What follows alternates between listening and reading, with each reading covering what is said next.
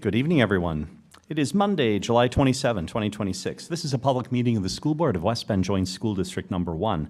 More than 24 hours prior to the meeting, notice of the time, place, date, and subject matter of this meeting was posted at the entrance doors of the Education Service Center and on the district website. It was also sent to the West Bend Community Memorial Library, the Daily News, WRYU, the Milwaukee Journal Sentinel, and other media sources that have requested notice of our meetings. I'm going to pause to ask Superintendent Wimmer to confirm that this meeting was properly posted. Yes, it was. Great, thanks. Please rise and join us in reciting the Pledge of Allegiance. I pledge allegiance to the flag of the United States of America and to the republic for which it stands, one nation, under God, indivisible, with liberty and justice for all. Thank you. We recognize a quorum of our board with 6 members present. I believe Mr. Jenkins thought he might be able to join us later, so we have a quorum nonetheless, and we will proceed with our meeting. So next on our agenda is to consider approval of the agenda, which was posted in advance. I'd move to approve this agenda. Is there a second? Second. Thank you, Kelly. We have a motion and second to approve this agenda. Any final discussion? Hearing none, all in favor, please say aye. Aye. Any opposed? Thank you. The motion carries, and our agenda is approved. Next, we move to recognition, and tonight we recognize members of West Boys Track and Field, and Aaron Felber, the West Athletic Director, is going to step up to the podium and walk us through this recognition. Good evening. Good evening. Thank you so much for having us. I am excited to recognize our West State qualifiers from the boys track and field team, and we have Coach Mike Herther to do that for us. Come on up, everybody. Just split yourself evenly. 2 on one side, 3 on the other. Perfect. Yep. Perfect. Yep. But stay like a little closer. Yep. Perfect. Looks good, guys. Perfect. Thanks, Miss Felber. Everyone look for the camera first. Smile. Thanks, Miss Felber, to you and your team for giving our athletic program just such a successful opportunity to go out and compete, and your support is always very thankful. Also would like to thank the school members, all of our admin, our teachers who kind of go out of their way to go and allow these kids to be pre-planned out early, to go and work with them, keep their academics up so then they can go and compete. Like our teachers, our clerical staff at the school, our admin, they do a lot to allow us to have that opportunity. So I do want to thank them for everything extra they do for us. And I want to thank you guys as the board members for just your continued support to go and allow us to go out and have fun and do things that we love, because it leads to a lot of successes. So going over here with some of the successes, we got 5 of our 6 members of our 4x8 team here tonight. We got Matthew, Christopher, Cade, and Ethan and Carter. These guys have been competing 4x8 multiple years. At state this year, kind of a cool experience for them. They got to win their heat. So we were in the second heat, or the first heat.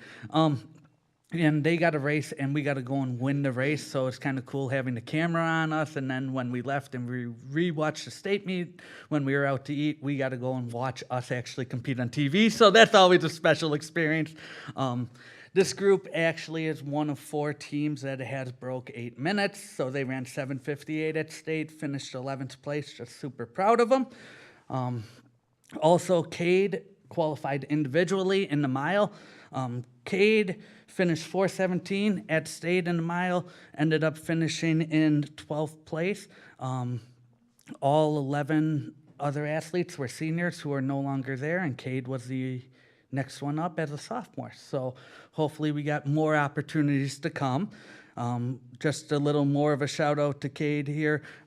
In 13 of his 16 races this year, he scored varsity points for us. So to go out and be in that top tier, whether it was with this 4x8 team, what was super awesome, or if it was individually, they did really well.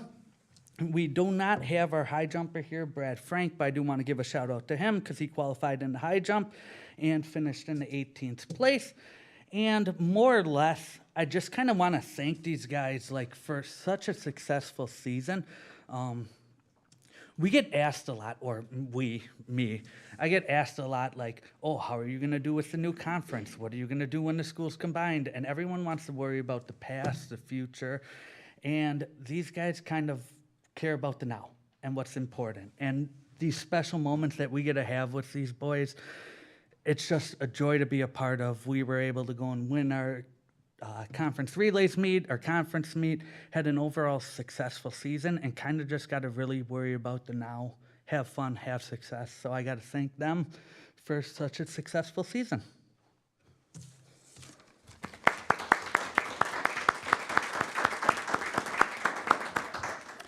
Gentlemen, thanks for coming tonight. There are probably more exciting things to do on a summer evening than come attend a school board meeting, but we really appreciate you coming and letting us share in your success. And just like your coach said, you learn so many great things in sports, like practice and persistence and teamwork, all things that are going to serve you really, really well, no matter what your direction in the future. So thanks again, we really appreciate it.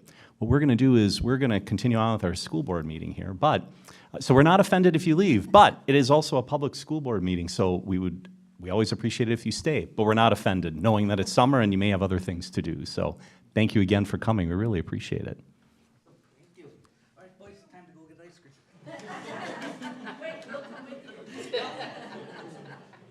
That's great. Thank you. All right.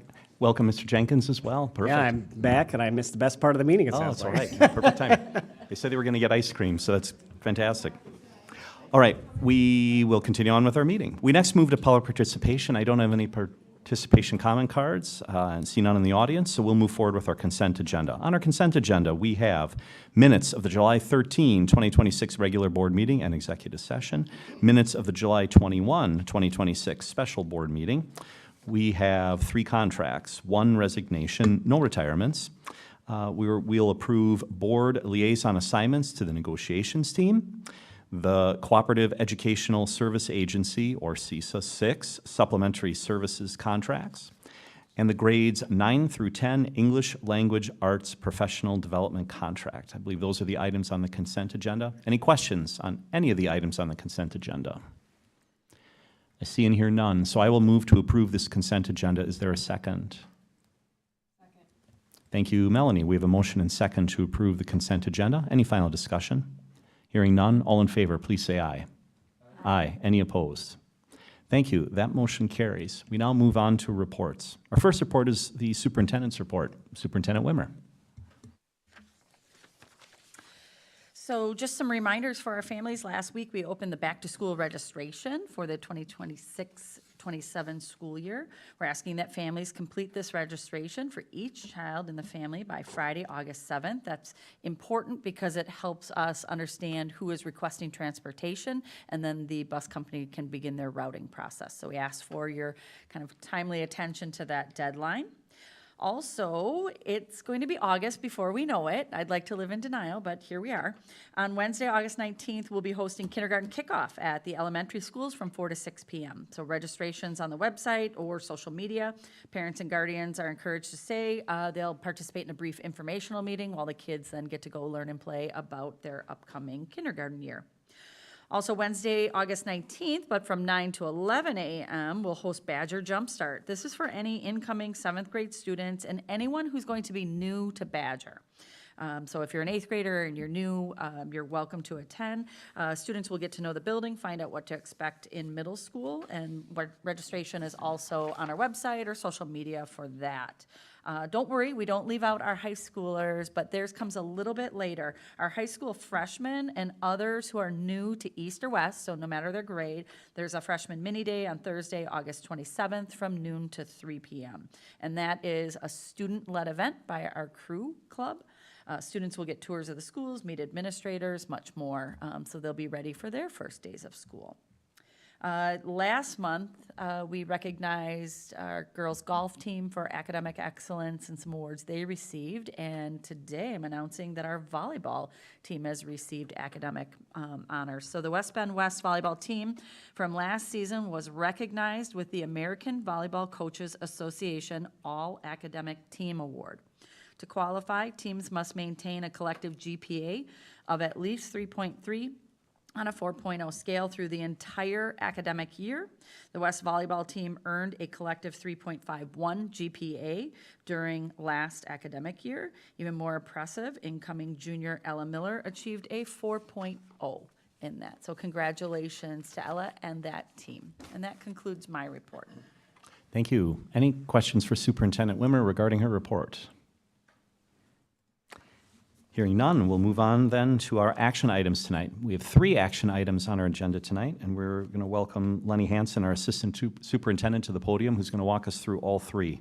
First action item is the 2025-2026 budget amendment. Good evening. Good evening. Tonight I'm bringing forward the 25-26 budget amendment for the board's consideration. This is an annual process where we true up the budget the board approved back in October to reflect how the fiscal year ultimately ended. So I'm going to walk through why we do this, what's included this year, and a summary of some notable revenues and expenditures items, as well as the next steps in our budgeting process. So before we get into the numbers, I just want to spend a moment on why the district completes a budget amendment each year. The budget amendment happens annually every summer around the time that the fiscal year has closed. And there are 3 things that this accomplishes. First, it aligns the most recent version of the budget with our end-of-year financials. The budget the board approved in October was built on projections, and now that the year is complete, we can true up to reflect the final figures. Second, this is preparation for our annual financial audit. Our auditors will be on site next month, and having an accurate current budget on file reduces discrepancies between what was budgeted and what actually occurred, which makes the audit process much smoother. And finally, keeping the budget current also supports accurate reporting to DPI. And since DPI uses our most recently approved budget for calculations, including equalization aid, we want to make sure they have up-to-date information. So let me talk about what is reflected in tonight's numbers. Most of the figures in front of you represent final 25-26 revenues and expenses. A small number of final grant revenues are still yet to be received, and there will be some final small expenses paid that will still be booked to June 2026, but we haven't received yet. All the anticipated wage expenses for the year are included. And I want to be clear that nothing is genuinely, truly finalized until the audit is completed later this year. So tonight's amendment represents our best and most current estimate. And with that context, I'm going to walk through just a few notable items, first on the revenue side. Most of our revenues came close to what we originally budgeted, and I want to highlight just a few specific items. State reimbursement to all Wisconsin school districts on special education came in 3.75% short of the state's biennial budget promise. For our district, that amounted to more than $500,000 less in revenue than what was anticipated based on the state's promise. On the good news side, on high-cost special education reimbursement, we came in over $200,000 above last year's number, and this was really due to 2 primary factors. First, the state did increase the reimbursement rate for this revenue source, although they did not meet the promised percentage that was initially touted. But secondly, and more notably, our student services team and our comptroller invested a large amount of time investigating additional opportunities that DPI has offered for claiming revenue in this category, and it took a lot of time and effort, but their collaborative efforts of these individuals allowed the district to increase its claims substantially compared to last year, which really helped drive up our revenues, which was really helpful to help offset the shortfall that the state delivered on the first item around special education reimbursement. Finally, I'll just note that our interest earnings exceeded our original budget by 6%, which is a positive item. As you've seen some of our financial reports, our interest rates and our cash management approach have really both worked in our favor throughout this year. On the expenditure side, there's a few items that I think are worth walking through briefly. First of all, our self-funded employee benefits, health, dental, and others came in within their original budget. That's obviously a good outcome given how volatile healthcare costs can be. We invested $2.3 million in annual building maintenance and improvement this year. On the OPEB liability front, that's our retirement program outside of the pension program, our funding plan remains more than a year ahead of the original schedule in terms of having it fully funded. As part of this amendment, we are contributing an additional $250,000 to the OPEB trust, which keeps us ahead of pace for the second consecutive year. This demonstrates the district's commitment to maintaining its promises to staff around its OPEB retirement program. We did have several multi-year purchases take place this year, especially in curriculum and technology. That increases our prepaid fund balance allocation. So one might look and think that fund balance has actually increased, but we actually have to allocate all of those prepaid dollars that are for multi-year contracts now. So that is set aside as already committed funds within fund balance that then are expensed over the subsequent years as those agreements proceed throughout their sometimes up to 6-year terms. Finally, I'll just briefly walk through what happens next. So tonight, we would hope that the board would approve adopting the amended budget. Then August 17th that week, our auditors will be on site as part of their annual audit process. September 14th is when the board will approve our annual meetings, budget resolutions, and agenda for the coming year, and then that leads the way into the 28th, where we have our annual meeting and budget hearing. Then on October 26th, the final budget will be brought forth to the board when we have all the final numbers from the state for approval. And then that audit I keep talking about actually doesn't come forward until January, when the auditors will join us here. That concludes my presentation tonight, and I'm happy to answer any questions that the board might have. Great, thank you. Board members, any questions? Mr. Pickler, I think you had an opportunity to kind of go through this in detail, I understand, with Mr. Hansen. Yeah, I meet with Lenny monthly, and this month we reviewed all of these items, and I think the approach that the administration is taking makes sense with all the various, setting aside funds for the different purposes. A lot of allocation that you do at the end of the year, and you're under a timeline. In fact, the reason this always comes forward at this meeting is that our contributions to our trusts, like the OPEB trust, where we're setting aside funds for retirement, as well as our facilities trust, those all have to be made by July 30th. So really hoping the motion passes so that we can do that tomorrow before that deadline. Otherwise, if we pass the 30th, you can't book that to the prior year. It would end up being booked in the following year. Can I ask one question, and then I'll give you your motion to pass? Absolutely. On the revenue adjustment slide, you talked about us being able to find more dollars that we can get reimbursed for. Can you explain that a little bit more? So there's two different types. I'm going to try to think about how to not make this a 40-minute explanation. Yes, so please there's don't. two different types of reimbursement that you can get for special education services that you deliver. One is just special education as a whole.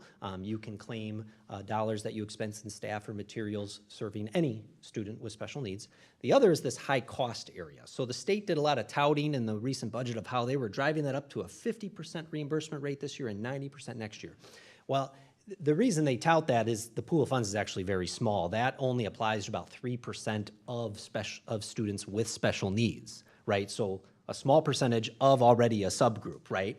Mm-hmm. So there, within that, that's what we're talking about, is that small pot. However, you can be strategic with some things that DPI has opened up in terms of ways to claim. And basically, you can claim on a per student basis or on a per program basis.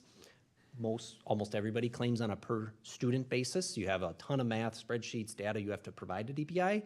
When you claim on per program, now you're taking that work, multiplying it by, 3 or 4 in terms of the amount of data you have to collect and submit to DPI. So that's why most districts don't do that. Knowing the importance of us maximizing all of our revenue with these opportunities that we've learned about and have become available from DPI, we had several team members upstairs here at the district office who met with DPI, attended workshops, met with other districts about their strategies, and then implemented a program-based approach, which yielded larger claims, and that meant we got a larger share of the pie that the state put out there. So just like the first special ed reimbursement, that's just a set pool of funds. So the more we can claim, the better, because everybody's kind of working for that same pool. Yeah, so that latter part is kind of what I was getting at. So that the state increased the amount of money available, but we also grabbed more of the pie. Correct. Got it. Yes. Okay, and with that, I'll make a motion to approve. Thank you. We have a motion and second to approve the 2025-2026 budget amendment as presented. Thank you, Mr. Jenkins. Thank you, Mr. Pickler. Final discussion. Hearing none, all in favor, please say aye. Aye. Any opposed? Thank you. That motion carries. Then, Mr. Hansen, we can move to the next item on the agenda, which is the 2027 health insurance program. All right, so tonight the board's being asked to take action on the employee health insurance plan design, which we have discussed over several meetings. It's not an introduction to the topic. We've already reviewed the underlying analysis and strategy, and we're going to review some of those same specific recommendations briefly, and then look for action at the conclusion of this presentation. So before I walk through the recommendations, I want to once again start with the 4 goals that I keep coming back to because they do shape all of our work. I'm going to ask you to hold on to these because we'll return to this slide at the end. But the 4 key areas that we are always watching as we make any decisions are financial sustainability, being a leader in compensation, being competitive in the market for labor, and really maintaining our retention of staff and falling within the norms that you see for the area in terms of how we compensate while remaining that leader. Everything that follows tonight was measured against these 4 goals, and nothing was brought to you simply because it was popular elsewhere or just because it saves money. It's here because it serves this specific framework on the screen. This slide, which you've also seen before, frames how we approach our finances as a whole for the coming year. We have achieved a balanced budget for 26-27, and we're shifting away from reacting year to year and moving towards some genuine long-term sustainability. But we're also doing this, as I've said many times, from a position of strength. High retention, we're a leadership in total compensation as well. And the recommendations tonight are proactive, addressing them now deliberately, so that we can avoid larger or painful cuts in the future. So this brings us to the recommendations. There's 4 recommendations in front of the board tonight related specifically to health insurance. We'll talk about pharmacy insurance in a little bit. First, moving to a percentage-based cost share, then a one-time transitional stipend for staff, a spousal carve-out supported by the family savings plan, and a durable long-term mechanism to help us keep pace with market trends in future years as it relates to our deductibles and out-of-pocket maximums. So now let's walk through each one of these. So the first recommendation concerns how the district and our employees share the cost of health insurance premiums. As shared at our last meeting, we're recommending a shift to a percentage-based cost share. Plan 1 carries a higher premium with lower out-of-pockets. Today, about 1/3 of our staff choose that plan. Plan 2 carries lower premiums with higher out-of-pocket costs. That is, Plan 2 is our more popular plan. About 65% of the staff elect that plan. So our actuarial practice is to set the cost share on the more popular plan first, which would be Plan 2, and then the district's actuarial partner with our benefits broker sets the cost share for the other plan based on its actuarial value. That's exactly what you'll see reflected in the next couple of slides here. So for Plan 2, which I'll start with because it covers more of our staff, the recommendation is a 90% district and 10% employee cost share. This continues to be more generous than the county norm, where the typical employee share is actually 12%. For Plan 1, the recommendation is an 82% district and 18% employee cost share. And as I mentioned, this percentage is set by the actuary based on the cost share established off of Plan 2. For Plan 1, which covers 1/3 of the staff, this slide puts both plans side by side. They're broken up by the district share and the employee share so that the board can see exactly what each employee would pay per month at each coverage tier. This is the same slide that you saw last time as well, so no changes from the 13th. Our second recommendation addresses how we transition into this new cost share. So we're recommending a one-time stipend to smooth the transition. The stipend would offset the cost of the premium increases that employees would experience for the first 6 months of 2027, from January through June. This matters a lot for our staff, especially those that signed contracts this past June before the New Year's benefit structure was known. It offsets that increase for them and gives everyone a more gradual transition into the new cost share rather than a sudden jump on January 1st. The third recommendation addresses spouses who can access coverage through their own employer. We're recommending a spousal carve-out be implemented. What that means is any spouse who is eligible for insurance through their own employer would move to that employer's plan rather than remaining on the district's plan. However, what makes our approach to a spousal carve-out different is what happens next, because anyone who leaves the district plan under this carve-out becomes eligible for our family savings plan.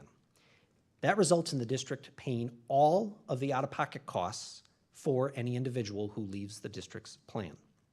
A spousal carve-out on its own is a common strategy in the insurance market, but pairing it with the family savings plan is a real upgrade to that typical approach because it guarantees that every single family member can still get coverage and can end up with no out-of-pocket cost expenses as those are reimbursed by the district. Now, I want to be really precise for a moment about what the carve-out itself covers and what the family savings plan covers once that happens. The carve-out only applies specifically to spouses who have access to coverage through their own employer. The spouse, in this case, is required to enroll in their employer's plan. Once that shift happens, the family savings plan then picks up and starts to cover all of their out-of-pocket costs, and they're reimbursed by the district. That's basically the equivalent of having a zero deductible health plan for that employee, their spouse, or their family. While the spouse who is offered coverage is required to enroll in their employer's health plan, the employee and any children still have the option to be on either health insurance plan. If they join the spouse's plan and leave the district's plan, they would all become eligible for the family savings plan. The district also pays a $100 monthly premium differential per adult on the family savings plan. So if both the spouse and the employee move off of the district's plan to the family savings plan, the district will give that employee $2,400 a year in order to help them with the cost of their insurance premiums. While a spousal carve-out is common in the insurance market, it would be new to us. And therefore, I want to emphasize one key point regarding how our spousal carve-out would be structured. If the spouse is not offered health insurance by another employer, they might be self-employed, they might work part-time, they might work for an employer that doesn't offer insurance. If that's the case, they can stay on the district's health insurance plan. So some of those common situations we just went through. If an employee's spouse is in any one of those situations, they stay here on our plan. Everybody can always get coverage in the employee's family. We know employees greatly value having access to the West Bend Health Clinic and to Fast Care, and we want to ensure that spousal carve-out does not adversely impact that access. Therefore, we're also recommending expanding the eligibility of those benefits to anyone enrolled in the family savings plan. This means that anyone who leaves the district's plan as part of the carve-out and instead enrolls in the family savings plan would continue to have full access for free to the West Bend Health Clinic and Fast Care. In fact, this change of ineligibility would actually expand access to this benefit further than it ever has before. It would allow spouses and dependents who have never been on the district's health plan to now get free access to the clinic and to Fast Care, all at the district's expense. Additionally, the administration's recommendation also expands access to the family savings plan in another new way. In the past, an employee's family was required to first be on the district's plan before they could then move to a spouse's coverage and enroll in the family savings plan. That meant that someone who had never been on the district's plan and always been on the spouse's plan was never actually eligible to join the family savings plan.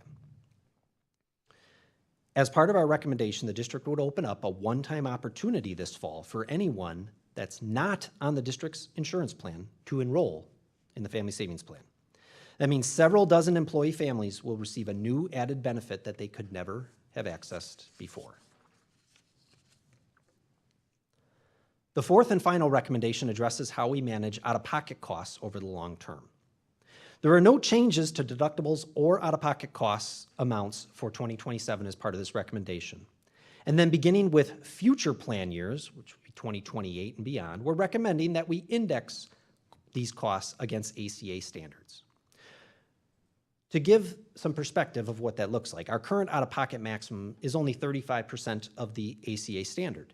Indexing these costs ensures that they would gradually, slowly, and in small increments keep pace with market trends over time, which would help us avoid any future large single-year increases down the road.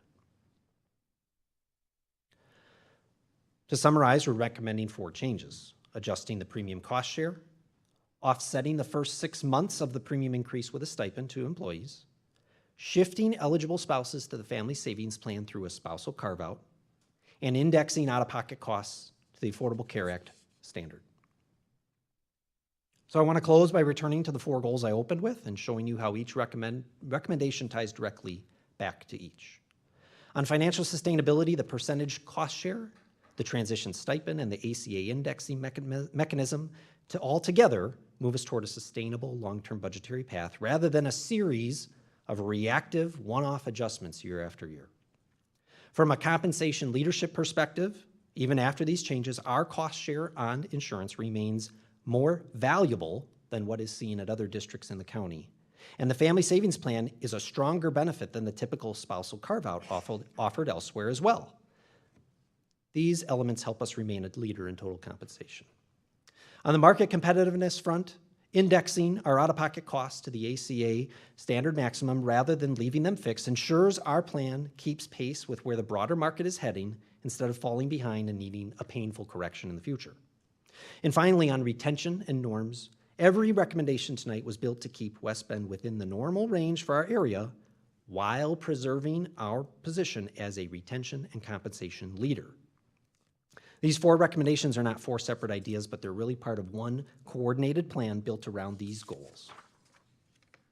So with that, I'm happy to take any questions from the board, and then would entertain the motion that I have on the screen. Thank you for your presentation. Board members, questions? I just have one.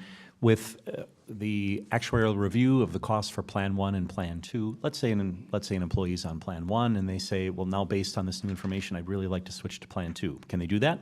Yep, so during open enrollment in November, 2 weeks before Thanksgiving, is when employees have to finally make their decision. So that's the moment where they would make that decision, which takes effect January 1st, which means myself and the Human Resources team with Ms. Leatherman have several months where we're going to be working real hard on education, offering meeting opportunities, helping staff understand all the options before they make that decision. Great. Thank you. And one thing just to highlight, Sarah Leatherman and her team in HR are actually launching the year with a benefits fair for all of our staff so that they can learn, understand, be prepared, not just the benefits they have, but then how they might change in the future. So just thankful for that team as well. Yeah, no, I appreciate that. That actually was going to be my next question, that if folks have questions throughout the year, there's some transition items here. Certainly, we're making staff available to answer those questions. Sounds like the answer is yes. Yep, Mrs. Leatherman and I have already responded to phone calls and questions that people have, because there are some elements to this that we haven't had as components of our plan before. We encourage people, call, email. We are answering questions right away, but they're going to also watch their email, because we'll have ongoing information, education, videos, all sorts of things to help people navigate health insurance. You know, I was on the phone with somebody today and said, you know, the reality is it's not like it was 20, 30 years ago. In health insurance, no matter where you are, now you really have to be an active agent over, you know, your health insurance decisions. And that's not fun. Like, I'm not gonna sit here and say I don't yearn for what it was 20 years ago, but we want to help people build that ability to have that agency and that confidence that they really understand what they're looking at. So that's our responsibility, and we'll be working hard to accomplish that. Great. Board members, other questions? I realize this has been discussed at several past meetings and appreciate all of your work. And what I would say is, yes, it's always a balancing act between the cost and the financial sustainability of the plan and the benefits that we offer and how competitive the 4 factors that you outlined.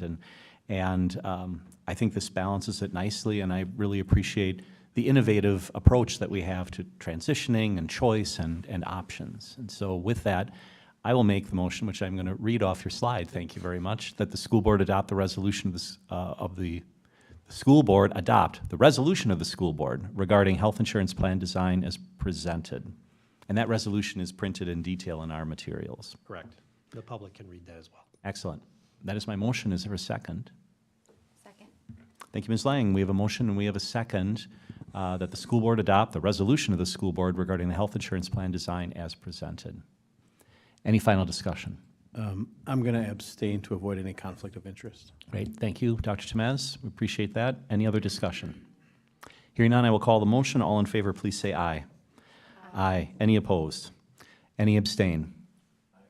We'll record that Dr. Temez has sustained, has abstained. That motion carries. Thank you for your work. We'll move then on to the next item on our agenda, which is the 2027 Employee Pharmacy Benefit Program. Yep, so tonight we're asking to also take action on the pharmacy benefit program. Just like the last topic, it's not an introduction. We've already reviewed the underlying strategy at our last meeting. Tonight is about our specific recommendations, and then we'll have two separate motions at the conclusion. So before I walk through the recommendations, just want to restate, everything we do is built around these goals. These goals don't change from year to year. This is how we make decisions to ensure that we remain a leader, both in retention, compensation, but also in financial sustainability. The slide as well, this is our financial path. Just like with the health insurance discussion, we approached pharmacy from the same position. We've made our progress to closing our budget for 26-27, and now we're shifting to that long-term sustainability. So that brings us to our recommendations for tonight related to pharmacy. There are three recommendations in front of the board tonight. The first is designating TrueScripts as the district's pharmacy benefit manager effective January 1st, 2027. There would be a definitive services agreement brought back to the board as those negotiations are completed. The second is implementing a modernized 4-tier copay structure. And finally, we would implement a durable long-term mechanism that automatically makes gradual adjustments to copays in line with market trends. It's very much like what we talked about on health insurance related to out-of-pocket maxes and deductibles. So the first recommendation, we'll spend time on concerns who administers our pharmacy benefit going forward. So we engaged in an RFP process, and based on that process, we recommend that the board designate TrueScripts as our pharmacy benefit manager effective January 1st, 2027. I want to be precise about what tonight's action does. It designates TrueScripts as the selected partner and then authorizes the administration to finalize contract terms that would then come before the board for agreement. Our recommendation is based on excellent references about TrueScripts from other school districts, a proven history of maximizing lower cost drug options for employees, and deep experience by TrueScripts with cost control programs that can benefit both the employee and the district, as well as finally a superior customer service model that the references raved about.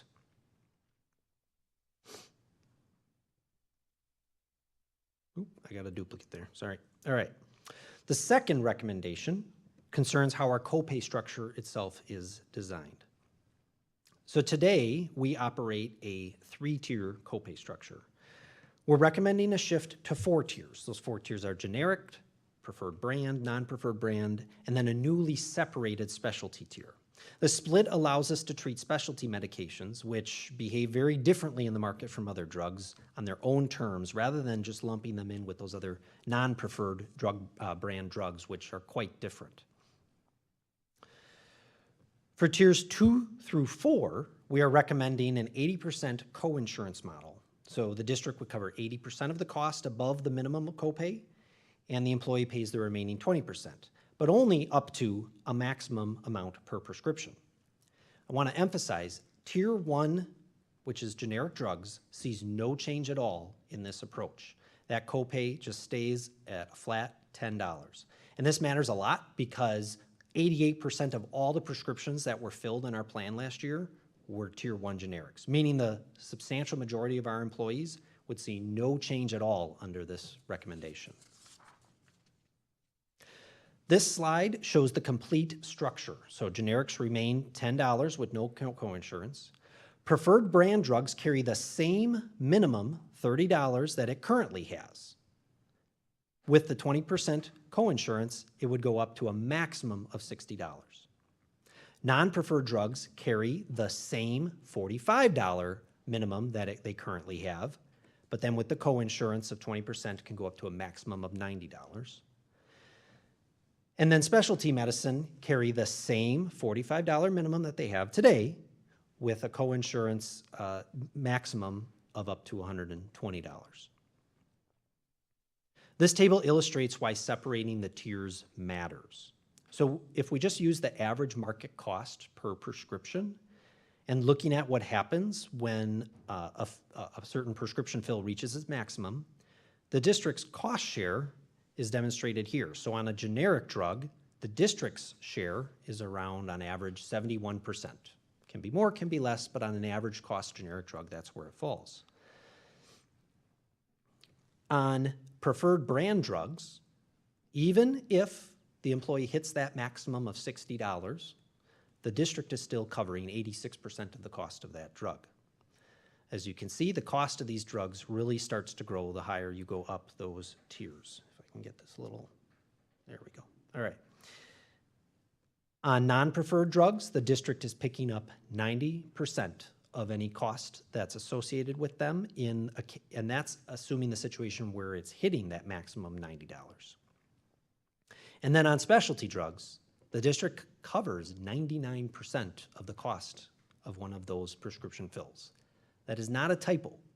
The $9,100 is what the average cost of a specialty drug was on our health plan in 2025.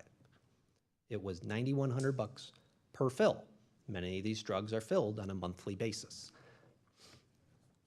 We want to make sure that employees on specialty drugs can access their medications while also ensuring that we have the appropriate programming in place to help offer additional alternative options as well. So specialty drugs illustrate why the structure matters the most.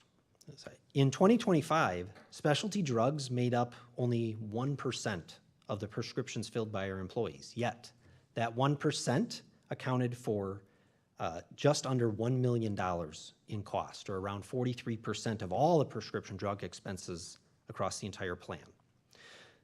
The co-insurance approach we're recommending creates some real incentive. Employees using many high-cost drugs who take advantage of certain cost control programs available through TrueScripts could have their copay reduced or even waived in those cases. To put a finer point on it, just to give you an idea of the scope of the change, only 18 of our roughly 1,500 plan members use specialty medications at all. Yet this small group really drives the disproportionate share of our rising drug costs. So separating specialty from non-preferred brand medications and pairing that with our partnership with TrueScripts will position us to take advantage of good cost control opportunities that actually can benefit both the employee and the district.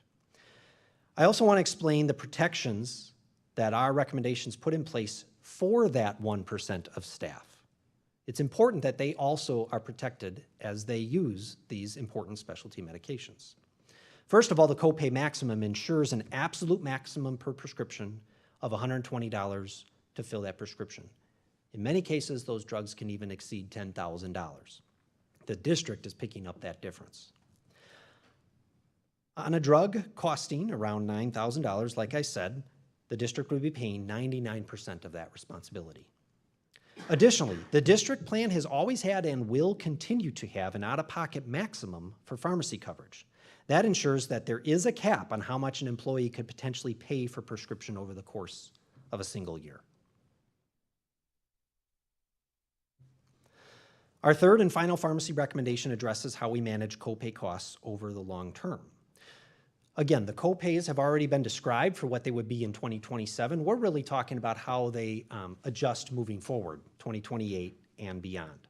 So beginning in January 2028, we're recommending that all the copay minimums and maximums would automatically adjust in line with a federal benchmark. Specifically, the growth rate for retail prescription drug spending that's reported in the National Health Expenditure Account, which is reported by the Centers for Medicare and Medicaid Services. This ensures that our copay structures move in small, gradual steps that track the actual market, which again avoids us requiring any large disruptive single-year jumps in employee out-of-pocket costs somewhere down the road. I'm going to close by returning to the goals again. On financial sustainability, these recommendations, such as designating a PBM through a competitive process along with the automatic indexing, will move pharmacy costs into a predictable, long-term path rather than a series of reactive changes. From a compensation leadership perspective, the vast majority of our employees, the 88% that are filling generic prescriptions only, see no change at all. And our new specialty tier ensures that the benefit remains strong precisely where it matters the most. Combining that with the caps on per prescription costs and the out-of-pocket maximums ensures an extra layer of protection for staff, regardless of how frequently one may or may not use pharmacy coverage. From a market competitiveness standpoint, the 4-tier co-insurance model and indexing to that federal benchmark gradually brings our pharmacy benefit in line with where comparable school district plans already are. Finally, on the retention side, these recommendations overall protect our benefits package rather than eroding it. That's exactly the standard we hold ourselves to in every area in every part of compensation. We will remain a leader in plan design even with these recommendations. With that, I'm happy to answer questions, and then there are actually 2 separate motions that we would recommend. Great, thank you. We'll pause for questions. School board members, any questions for Mr. Hanson? Mr. Pickler? So I think the approach to incentivize generics, and preferred brands makes sense. I'm just curious, how did we come up with the copay maximums for each category? Definitely. So both from the co-insurance model and the copay approach, we tried to mirror the delineations that are used on the medical side of the health plan. So on the medical side, it's an 80% co-insurance there as well. So we didn't want to, it is common actually to see in the market that as you go up the tiers, the co-insurance changes, right? So when we looked, we had our pharmacy benefit consultant as well as TrueScripts and Optum provide us with what is common in their book of business. And actually, it was really common to see, like, once you get to specialty tier, the co-insurance is only 65 or 50%.